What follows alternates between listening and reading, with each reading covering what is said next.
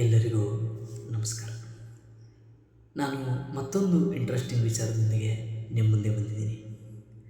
ಯಾವುದಪ್ಪ ವಿಚಾರ ಅಂತಂದರೆ, ನಾನು ತಮ್ಮೆಲ್ಲರಿಗೂ ಈ ಬ್ರಹ್ಮಾಂಡದ ಗಾತ್ರ ಏನು, ಈ ಯೂನಿವರ್ಸ್ ಎಷ್ಟು ದೊಡ್ಡದು ಅನ್ನೋ ಮಾಹಿತಿಯನ್ನು, ವಿಚಾರವನ್ನು ನಿಮ್ಗೆ ತಿಳಿಸ್ಕೊಳ್ಳೋಣ, ನಿಮ್ಮ ಜೊತೆ ಹಂಚ್ಕೊಳ್ಳೋಣ ಅಂತ ಬಂದಿದ್ದೀನಿ. ನಮ್ಮೆಲ್ಲರಿಗೂ ಗೊತ್ತೇ ಇದೆ, ನಾವೆಲ್ಲರೂ ಮಿಲ್ಕಿ ವೇ ಗ್ಯಾಲಕ್ಸಿ, ಹಾಲುವಾದಿ ಗ್ಯಾಲಕ್ಸಿನಲ್ಲಿ ಬದುಕ್ತಾ ಇದ್ದೀವಿ. ನಮಗೊಂದು ಸೋಲಾರ್ ಸಿಸ್ಟಮ್ ಇದೆ, ಸೌರಮಂಡಲ ಇದೆ. ಆ ಸೋಲಾರ್ ಸಿಸ್ಟಮಲ್ಲಿ ಸೂರ್ಯನೇ ಅಧಿಪತಿ.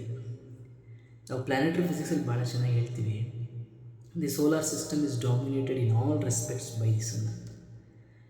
ಅಂದರೆ ನೀವು ಟೆಂಪ್ರೇಚರ್ ತಗೊಳ್ಳಿ, ರೇಡಿಯಸ್ ತಗೊಳ್ಳಿ, ಮಾಸ್ ಗಾತ್ರ ತಗೊಳ್ಳಿ, ಏನೇ ನೀವು ಕನ್ಸಿಡರ್ ಮಾಡಿದ್ರು ಸೂರ್ಯನನ್ನು ಡಾಮಿನೇಟ್ ಮಾಡುವಂಥ ಮತ್ತೊಂದು ಆಬ್ಜೆಕ್ಟ್ ಅಥವಾ ಬಾಡಿ ಇಲ್ಲ.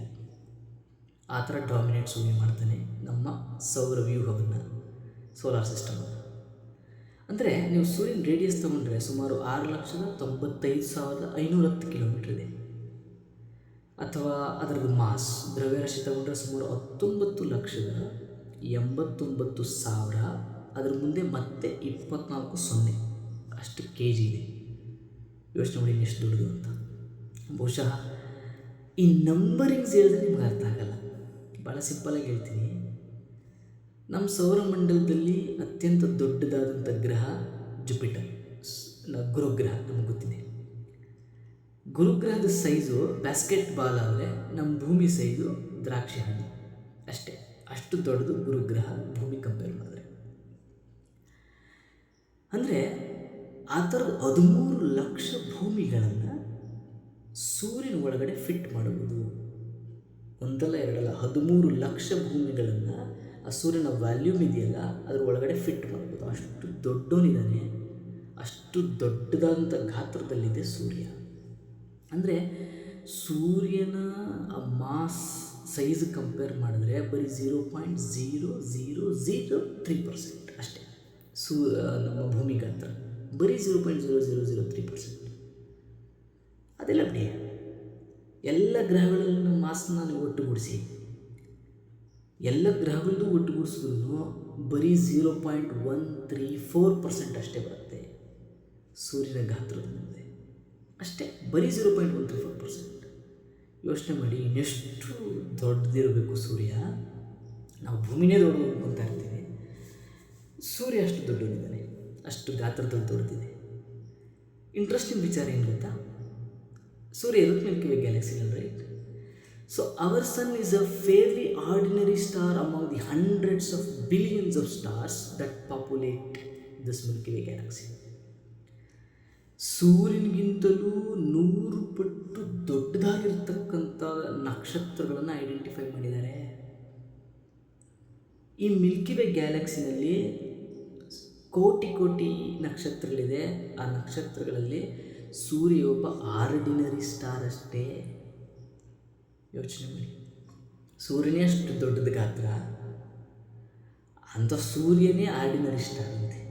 ಎಲ್ಲಿ? ಮಿಲ್ಕಿ ವೇ ಗ್ಯಾಲಕ್ಸಿನಲ್ಲಿ. ಅಂದರೆ ಮಿಲ್ಕಿ ವೇ ಗ್ಯಾಲಕ್ಸಿ ಎಷ್ಟು ದೊಡ್ಡದಿರಬೇಕು ಊಹೆನೂ ಮಾಡ್ಕೊಳಕ್ಕಾಗಲ್ಲ. ಸೂರ್ಯನ ಗಾತ್ರನೇ ಊಹೆ ಮಾಡ್ಕೊಳಕ್ಕಾಗ್ತಾಯಿಲ್ಲ. 13 ಲಕ್ಷ ಭೂಮಿ ಅಂದರೆ ಲೆಕ್ಕ ಮಾಡಿ. ಅಂಥವನು ಬರೀ ಆರ್ಡಿನರಿ ಸ್ಟಾರ್ ಅಷ್ಟೇ. ಅವನಿಗಿಂತಲೂ 100 ಪಟ್ಟು ದೊಡ್ಡದಾಗಿರುವಂಥ ನಕ್ಷತ್ರಗಳಿದ್ದಾವೆ ಮಿಲ್ಕಿ ವೇ ಗ್ಯಾಲಕ್ಸಿನಲ್ಲಿ.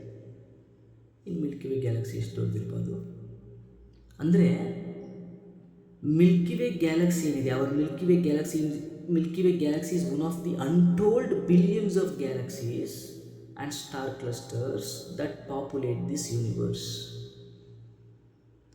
ಅಂದರೆ ಯೂನಿವರ್ಸಲ್ ಮಿಲ್ಕಿ ವೇ ಗ್ಯಾಲಕ್ಸಿ ಕೋಟಿ ಕೋಟಿ ಸ್ಟಾರ್ ಕ್ಲಸ್ಟರ್ಸ್ ಇದೆ, ಮಿಲ್ಕಿ ವೇ ಗ್ಯಾಲಕ್ಸಿಗಳಿದೆ. ಅದರಲ್ಲಿ ಇದು ಒಂದು ಗ್ಯಾಲಕ್ಸಿ. ಅದರ ಅರ್ಥ, ಮಿಲ್ಕಿ ವೇ ಗ್ಯಾಲಕ್ಸಿ ಏನಿದೆಯಲ್ಲ ನಮ್ಮದು, milky way galaxy itself is like a grain of sand on beach and that stretches as far as we can see and beyond.